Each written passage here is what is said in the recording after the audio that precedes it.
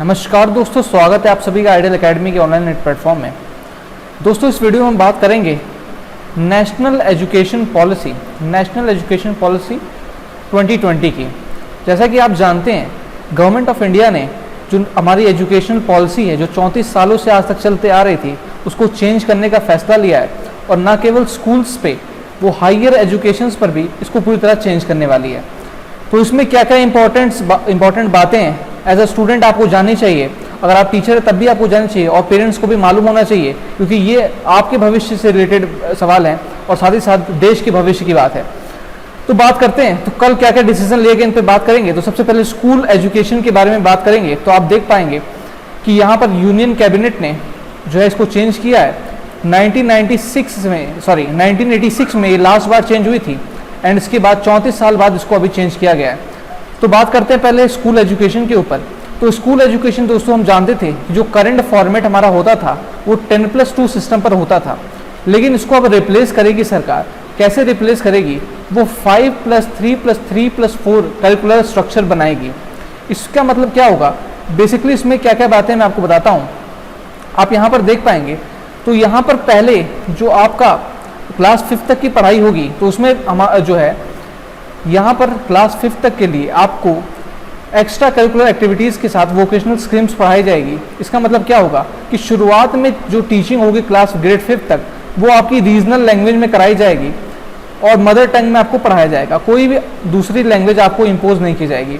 इसका मकसद क्या है? इसका मकसद है 360 डिग्री हॉलिस्टिक प्रोग्राम कार्ड बनाने का। ठीक, तो इसमें होगा क्या कि क्लास 5 तक पहले आपको मदर लैंग्वेज में एनसीईआरटी बेसिस पर पढ़ाया जाएगा। उसके बाद क्लास 6 से आपको कंप्यूटर कोडिंग वगैरह सिखाई जाएगी और उसके बाद उस पर आप इंटर्नशिप वगैरह भी कर पाएंगे। और उसके बाद जो आपकी फर्दर हायर स्टडीज़ होती हैं, जो फर्दर हायर स्टडीज़ होंगी, उसमें क्या किया जाएगा? वहाँ पर आपको सेमेस्टर बेसिस पर पढ़ाया जाएगा। सेमेस्टर बेसिस में होगा क्या कि सेमेस्टर बेसिस में आपके जो 2 सेमेस्टर्स कराए जाएंगे 6-6 महीने पर, और उनको ऐड करके जो नंबर्स आपके बनेंगे उसके बेसिस पर आपको पास किया जाएगा। साथ ही साथ यहाँ पर कुछ इंपॉर्टेंट बातें और हैं। वो इंपॉर्टेंट बातें क्या हैं? जैसे कि NEP 2020 2 करोड़ जो स्कूली बच्चों को बदलाव देने का काम करेगी। तो बेसिकली हमारा फॉर्मेट पहले क्या होता था समझते हैं। तो पहले फॉर्मेट में होता क्या था कि हम जो है क्लास 10th के बाद 11th-12th में जाते थे, तो हमें स्ट्रीम सिस्टम होता था। हम कोई पर्टिकुलर स्ट्रीम को पकड़ते थे और उस स्ट्रीम में पढ़ के आगे बढ़ जाते थे। लेकिन अब क्या होगा? अब वो स्ट्रीम सिस्टम खत्म हो जाएगा, एक पूल ऑफ सब्जेक्ट बनाया जाएगा। इस पूल ऑफ सब्जेक्ट में क्या होगा? इस पूल ऑफ सब्जेक्ट के माध्यम से आप बहुत सारे सब्जेक्ट आपके रख पाएंगे और अगर आपका मन करेगा तो साइंस स्टूडेंट्स होने के बावजूद, के स्टूडेंट होने के बावजूद आप ह्यूमैनिटीज़ के सब्जेक्ट पढ़ पाएंगे, कॉमर्स के सब्जेक्ट पढ़ पाएंगे and so on and so fourth. कुल मिला के इसका जो असेसमेंट रिफॉर्म है ये 360 डिग्री हॉलिस्टिक प्रोग्राम कार्ड की तरह है। तो ये आपके स्कूली शिक्षा से रिलेटेड कुछ बदलाव हो गए। यहाँ पर आप देख पाएंगे लास्ट के अंदर, तो यहाँ पर नेशनल सर्कुलर फ्रेमवर्क बनाया जाएगा टीचर एजुकेशन के लिए। By 2030 the minimum degree qualification for teaching will be 4 year integrated BEd degree program. तो जो है यहाँ पर डिग्री रिफॉर्म्स वगैरह की बातें की जा रही हैं। ये स्कूल से रिलेटेड बातें हो गई। अब हम बात करेंगे हायर एजुकेशन में क्या क्या रिफॉर्म आएंगे। तो हायर एजुकेशन की हम बात करते हैं। तो हायर एजुकेशन में आप ध्यान से देख पाएंगे, तो यहाँ पर जो है इस वाले पॉइंट को आप देखेंगे, तो basically multiple exit and multiple entry options पे सरकार ने जोर देने का काम किया है। मतलब होगा क्या? मतलब ये होगा कि जो आपकी 3 साल की पढ़ाई होती थी, अब वो 4 साल की हो जाएगी। और इसके 4 साल के होने के साथ साथ अब होता क्या था कि पहले आप बीच में जब कभी भी डिग्री को छोड़ देते थे तो वो आपको कोई डिग्री मिलती नहीं थी। लेकिन अब प्रोग्राम्स कुछ दूसरी तरह से होंगे। अब क्या क्या प्रोग्राम्स होंगे?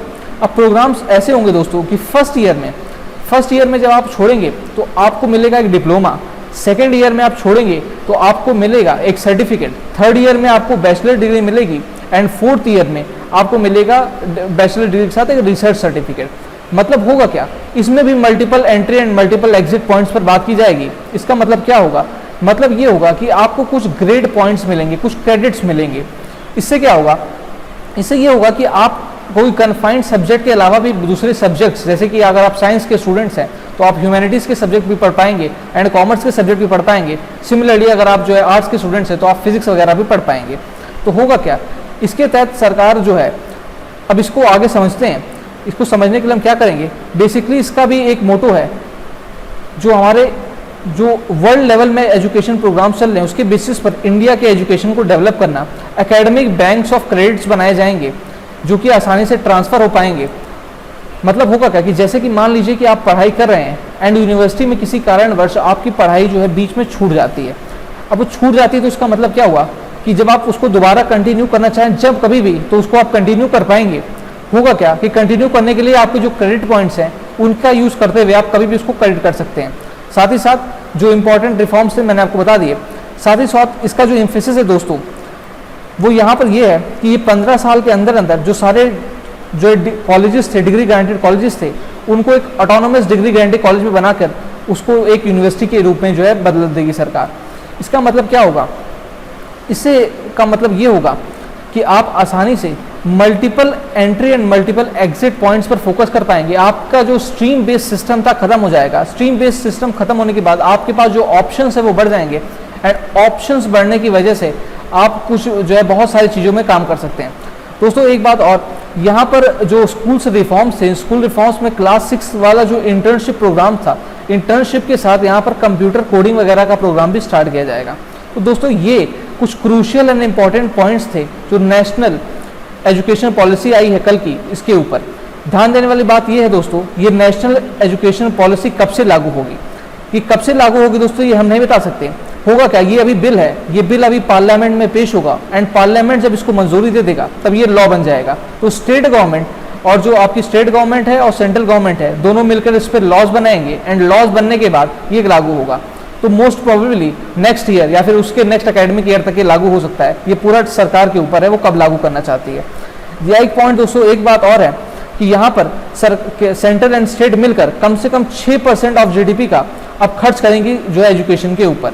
साथ ही साथ जो आपके दूसरे जो ऑटोनोमस बॉडीज थे उनको मर्ज करके एक NETF बना दिया जाएगा, नेशनल एजुकेशनल टेक्नोलॉजिकल फोरम, जो आपको इस तरह के जो है चीज़ों को ध्यान देगा आगे चलकर। साथ ही साथ जो आपकी हायर एजुकेशन के लिए एंट्रेंस टेस्ट होंगे उन एंट्रेंस टेस्ट को भी कॉमन एंट्रेंस टेस्ट में बदला जाएगा। इसका मतलब क्या होगा, ये कॉमन एंट्रेंस टेस्ट होगा और कॉमन एंट्रेंस टेस्ट में आपका जो रैंक आएगा उस हिसाब से आपको यूनिवर्सिटीज़ में एडमिशन दिया जाएगा। ध्यान देने वाली बात यह है कि जो सो कॉल्ड तरीके से आप 12th के मार्कशीट पर एडमिशन ले लेते थे या फिर जो यूनिवर्सिटीज लेती थी अब वो ऐसा नहीं होगा। एंट्रेंस कराना कंपलसरी हो जाएगा। जो स्ट्रीम बेस्ड एजुकेशन थी वो खत्म हो जाएगी, रट्टाफिकेशन वाली एजुकेशन खत्म हो जाएगी और ये एक बहुत बड़ा बदलाव होगा जो 34 साल बाद इंडियन एजुकेशन सिस्टम में आने वाला है। तो ये थे कुछ इंपॉर्टेंट पॉइंट दोस्तों। अगर वीडियो आपको पसंद आया तो लाइक करें, इस वीडियो को ज़्यादा से ज़्यादा शेयर करें ताकि और भी जो स्टूडेंट्स हैं उनको इस एजुकेशन रिफॉर्म के बारे में पता चले। और ऐसे और वीडियोस देखने के लिए हमारे चैनल को आप सब्सक्राइब कर लें। अगर आपको इसके बावजूद इससे रिलेटेड कुछ क्वेरीज हैं तो आप हमें हमारे टेलीग्राम के चैनल पर भेज सकते हैं। टेलीग्राम का लिंक मैं डिस्क्रिप्शन में डाल रहा हूँ। Thank you.